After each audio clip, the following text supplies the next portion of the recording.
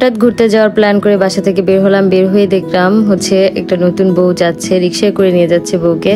তো চলে আসলাম যেখানে ঘুরতে আসবো সেখানে। হঠাৎ করে প্ল্যান করা হয়েছে।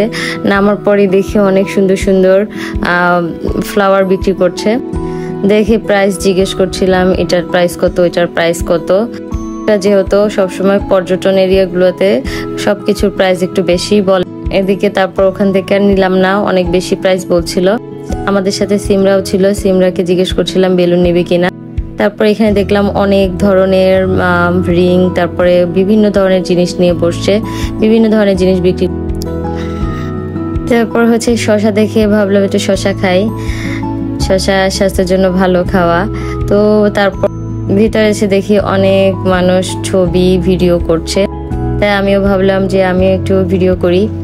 আর এখানে রাতের বেলা এই ফুলগুলো খুব সুন্দর লাগছিল। পাশে অনেক সুন্দর সুন্দর নিচের দিকে লাইটিং করে রেখেছে, খুব সুন্দর করে ডেকোরেশন করা, ভালোই লাগছিল। অনেকেই হচ্ছে এই লাইটের উপরে বসে ছবি তুলছে, ভিডিও করছে। তা আমিও ভাবলাম করি। এই আমার হাতের ফুলগুলো আমার ননাস আমাকে গিফট করছে। খুব সুন্দর না ফুলগুলা, ছোট ছোট ফুল, খুব দেখতেও ভালো লাগছে। রাত তখন প্রায় 7টা-8টা বাজে। তারপরও হচ্ছে মানুষের কত ভিড় দেখুন। এই মেয়েটা নিজের হাতে বানানো অনেক কিছুই বিক্রি করছে। এখানে অনেকেই অনেক কিছু বিক্রি করে এসে। তারপর দেখলাম খুব সুন্দর সুন্দর পাখা। এই পাখার বাতাসগুলো একদম ঠান্ডা, হাত পাখার বাতাস খেতে অনেক ভালো লাগে। যেহেতু হাঁটতে হাঁটতে অনেক বেশি গরম লাগছিল, তারপরে বাতাস খেতে খুব ভালো লাগছিল। হওয়ার সময় দেখি হচ্ছে ডট ইন্টারনেট থেকে যে এরা টেডি বিয়ার গুলো দাঁড়িয়ে, তাদের সাথে হাত মিলালাম। সিমরা ফ্লাওয়ার গিফট করলো, আর আরো বলছিলাম দেওয়ার জন্য।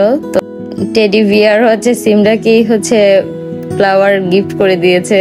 এখন আমরা যাব আর কিছু খাওয়ার পালা। তো তেমন কিছুই ভালো দেখছিলাম না।